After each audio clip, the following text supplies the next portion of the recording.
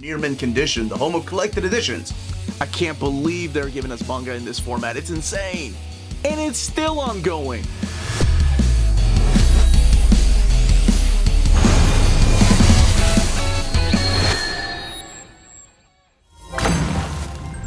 How's it going, all you minties? Uncanny Omar here from Near Mint Condition, the home of collected editions. And today, I'm going to be doing an overview of the latest manga omnis from Dark Horse Comics. We are going to be looking at the Drifters Omnibus Volume 1 and 2 by Kohta Hirano. So, let's find out what this is together.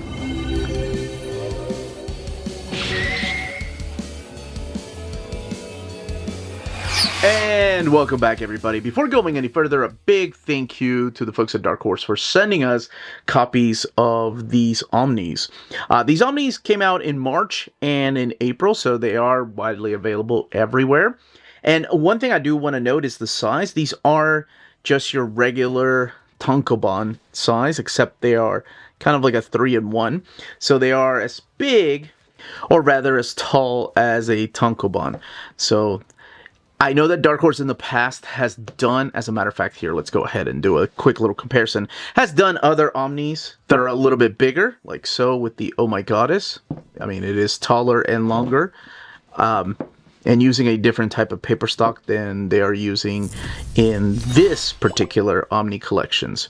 So this is the same mangaka that gave us Hellsing. As a matter of fact, they make it pretty known up at the very top here that this is the same gentleman that brought you Hellsing. The books themselves do have, for readers 13 plus, violence and mild language, and retail for $29.99. And both of them are pretty thick. So how did they hold up? Well, I'm just going to go ahead and show you. Yeah, there's no crease. It's nice. I've had some of these omnis for years that have creased over the years. But these, I don't know if they're using some kind of new cover. They still get a little bit of a dent, though. I just finished reading this one right before the video. And there is a little bit of a curve going on right here. But I mean, that comes from opening it up like this. And I am very careful how I open these up. Alright, so I'm going to open the books up, speaking of opening them up, and show you the artwork and give you the pitch for this particular story. And then we'll look at the extras in the back.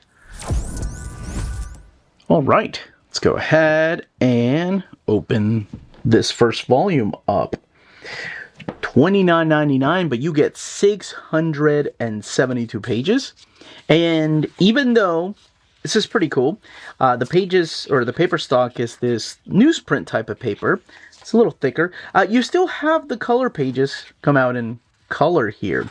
And your table of contents, but that's only for the first chapter. So keep in mind, this is collecting 3 tankobons. So even though it's giving you those chapters, you have Drifters 1, 2, and 3 in the pages that you're going to find those particular books. And then, of course, each of the books broken down by different contents.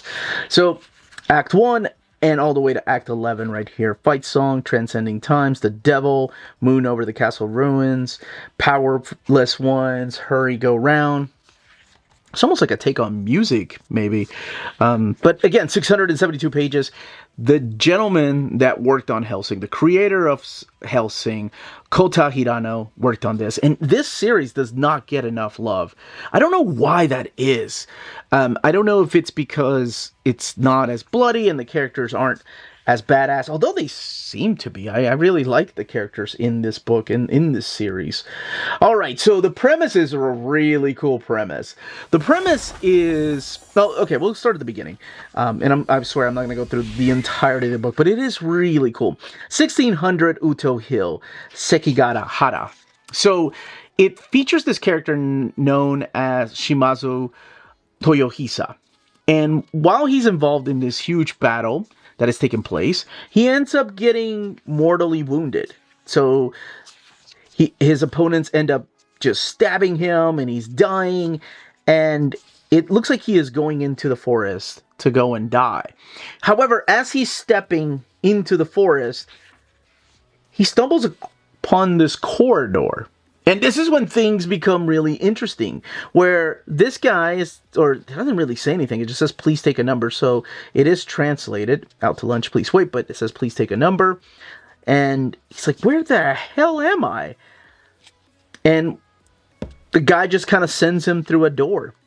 He says his name, or it's written in his name, Shimazu Toyohisa, and then Yamaguchi Tamon. And he tells him to go through this door. So he goes through this door, and he just keeps saying next, where we see the soldier right here appear. So it looks like this corridor, many different people from different ages are appearing. And he stumbles in this land as soon as he goes through a door where there's elves right here. And they're speaking in a different language, however that's been translated. And as it turns out, he's not alone. He's not the only drifter, if you will, that is through here. Because through here you're going to see, this is Nazuzuke Takayoichi. And we're going to see another character show up through here. That he recognizes because of his legend. And this is Nobunaga Odasaki no Ufu. Nobunaga. So this character right here, these are all historical characters. And I love the notes that you have. So you have some history notes. So the three of them are kind of getting acquainted with each other. And he's kind of kept up to speed. They're telling him about how there's dwarves, there's goblins, there's elves in this world, and they have a group of villains that they're fighting against. And it's this, it's another nation, if you will, where other characters have appeared. And it seems like this is a place you go where you die if you're either a warrior or you stumble upon this place. There's a lot of questions being asked. You know, particularly like, who's that guy? Who's that Murasaki guy that's in the corridor? And who are all these people? And how do you get out of here? Like, is it like Gantz? Once you end up leaving this, or completing your mission, do you end up leaving and going back to life? Or what happens if you die in this world? So there's a lot of questions that are being asked, and I promise they do touch upon some of them. I don't want to say not all of them. So it's really cool to read this story about these historical figures that are just finding themselves. And it's so different than Hellsing. It's violent, and it is rated 13+. But it's a lot of that, like, I want to say like comic book violence, or my wife calls it just over-the-top violence. So while you're introduced to a lot of different characters through here, the main characters that you are going to follow, at least in the first book for the most part, are Shimazu Toyohisa, and then the character of Oda Nobunaga, and Nasu no Yoichi? Was that her name? Yes. Nasu no Yoichi. And it's really cool because, you know, while you think it's only grabbing people from Japan, the more you keep reading, you start seeing other characters appear through here, which I'll talk a little about here in a few.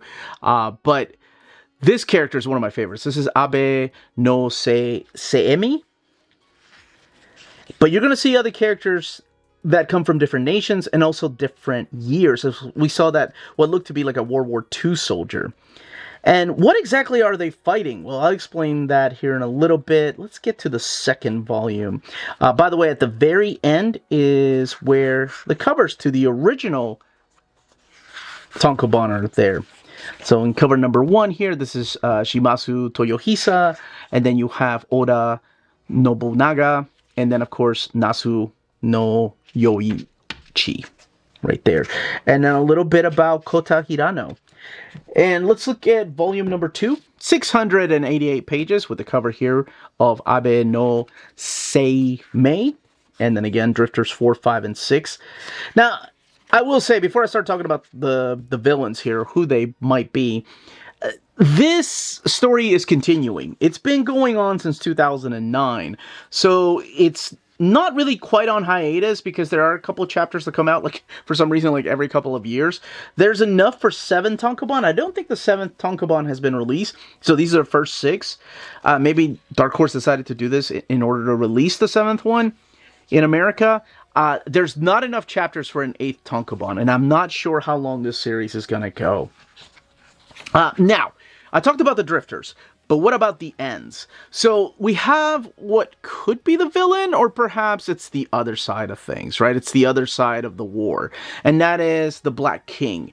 And he's kind of the one that is leading the ends. And what they think, or at least the good guys, if we're allowed to call them that, think is that the ends and under the regime of the Black King want to destroy everything. They want to kill all the drifters, and they want to take over the world.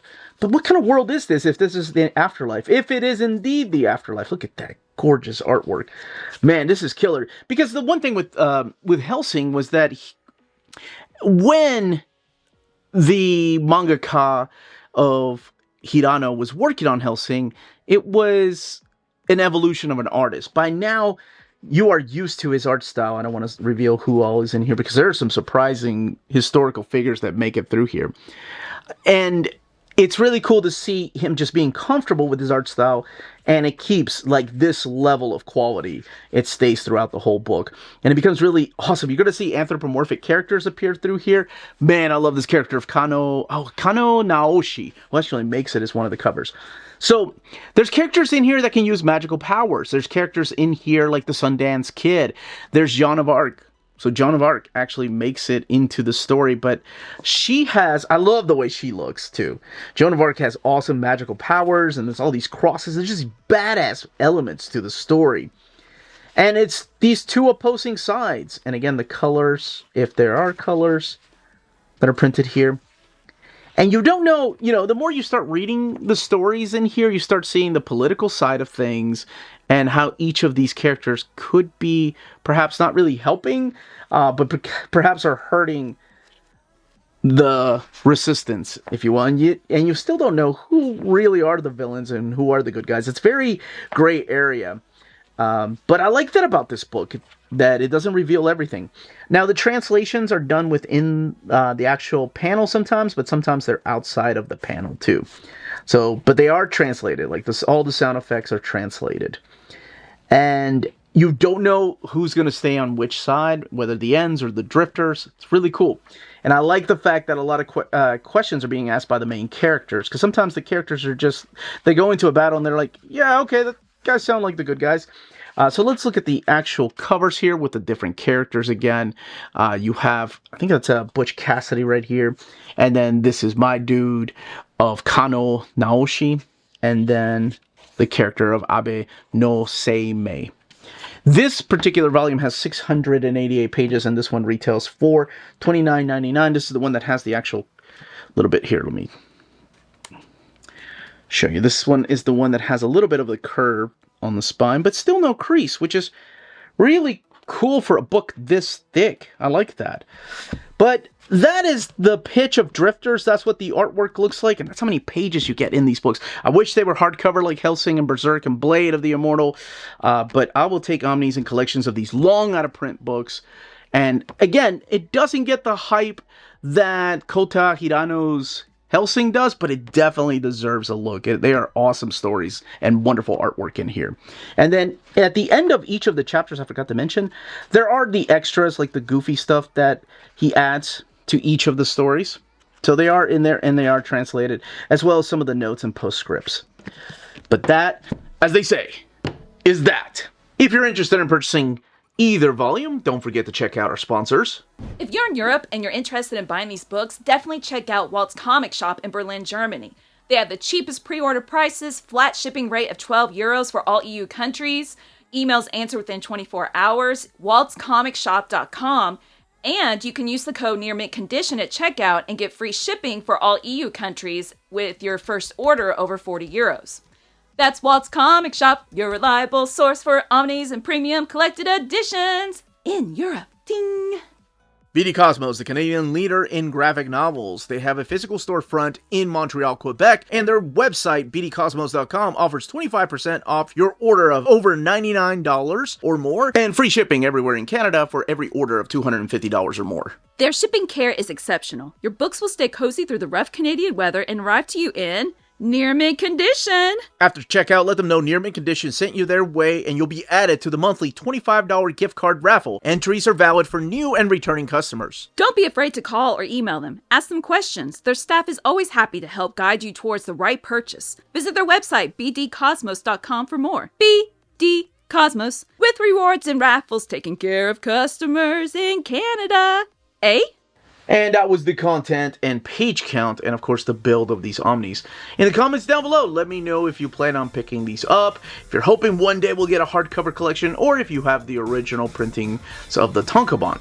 Any questions, leave them down below. Smash that like button on the way out. Everyone stay healthy and safe out there. Much love.